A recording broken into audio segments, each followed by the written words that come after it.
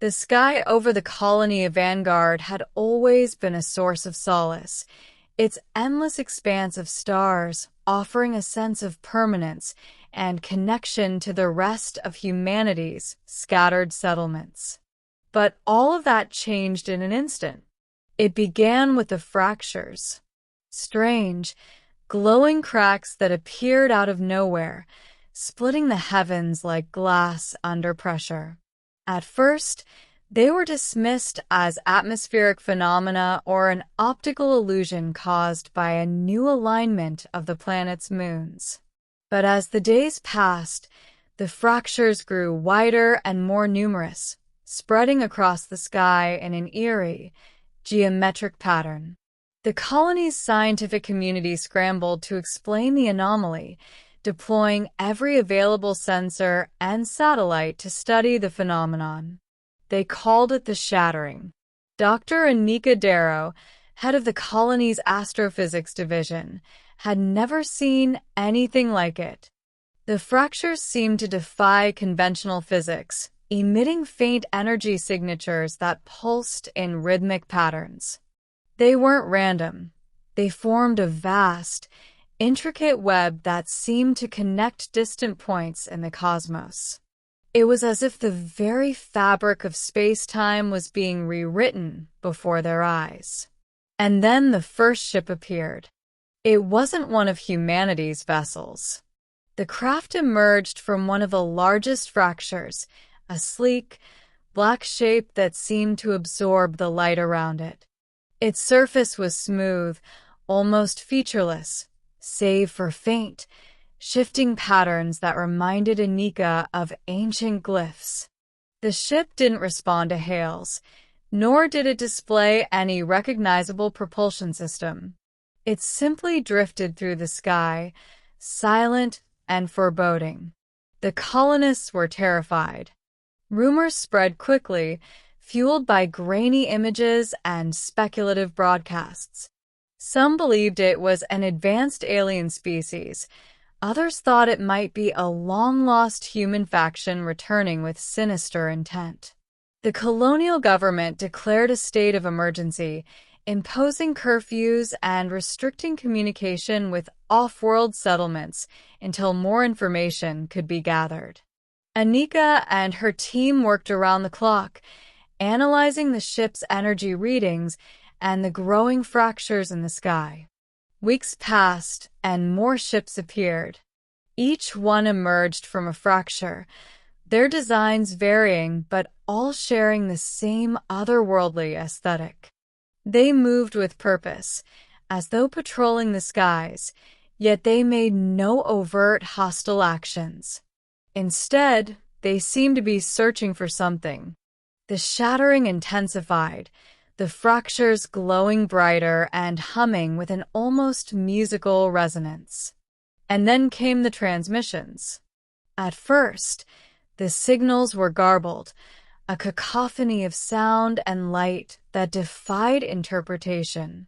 But as the colony's linguists and cryptographers worked tirelessly, they began to find patterns. The transmissions weren't just noise, they were messages. Complex, layered communications that carried not just information but emotion, fear, desperation, warnings. The breakthroughs came in fragments. One transmission seemed to reference an ancient war, a conflict that had raged across the stars long before humanity had ever left its cradle. Another spoke of a weapon, a device of unimaginable power that had shattered the skies and left scars that still hadn't healed. The ships, it seemed, were searching for remnants of this weapon, fragments that had been scattered across the galaxy. And Vanguard's planet was one of the sites. Anika became consumed by the research. She pored over the transmissions, cross-referencing them with humanity's limited archives of ancient alien artifacts and cryptic xenohistorical texts. She began to see a pattern, a story that emerged from the chaos. The fractures in the sky were not natural. They were wounds. Wounds left by a cataclysmic event that had torn through dimensions, leaving behind a fragmented reality. The entities piloting the ships were not invaders, but survivors, remnants of a civilization that had been nearly annihilated. They were the unseen Dominion. The Dominion had been a powerful empire, spanning countless worlds and harnessing energies beyond human comprehension. But their reliance on a single, all-powerful artifact, what the transmissions referred to as the Keystone, had been their undoing. The Keystone's activation had unleashed a cascading failure of space-time, fracturing their universe and leaving them stranded in a broken multiverse. The Dominion ships weren't attacking. They were searching for the Keystone's fragments in the hopes of repairing their reality. Anika's discovery sent shockwaves through the colony. The colonial government, fearing the implications, tried to suppress the information, but it was too late. The knowledge spread like wildfire. Some colonists wanted to cooperate with the Dominion, believing that humanity could gain invaluable knowledge and technology from an alliance. Others were deeply suspicious, seeing the Dominion as a threat that could not be trusted. The colony became divided, tensions mounting as debates turned into heated confrontations. Meanwhile, the Dominion ships intensified their search. They began descending closer to the surface, their silent forms casting ominous shadows over Vanguard settlements.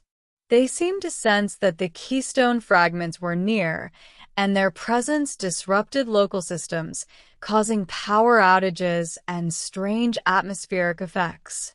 The colonists grew more fearful, their once pristine skies now a haunting tapestry of fractures and alien vessels.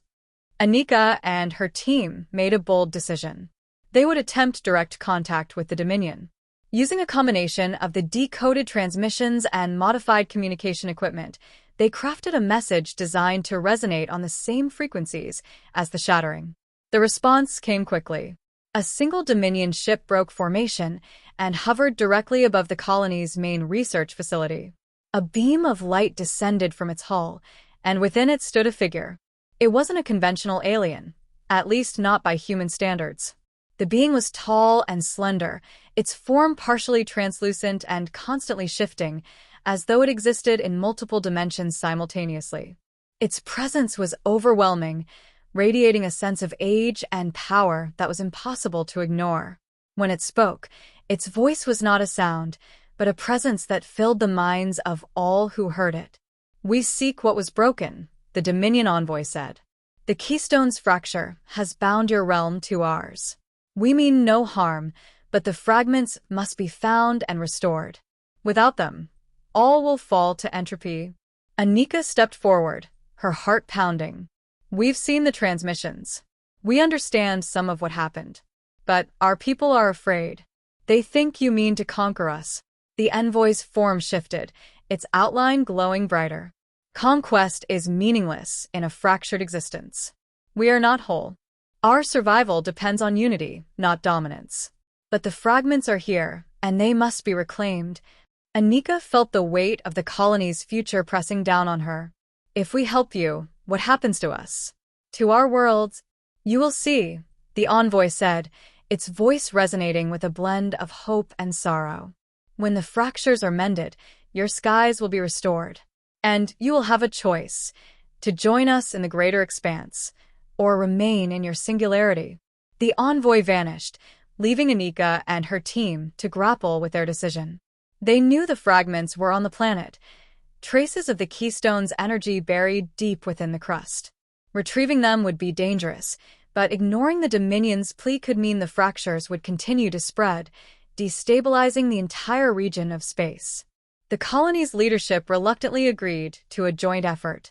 Dominion ships provided data on the fragments' locations, while human mining teams worked under strict supervision.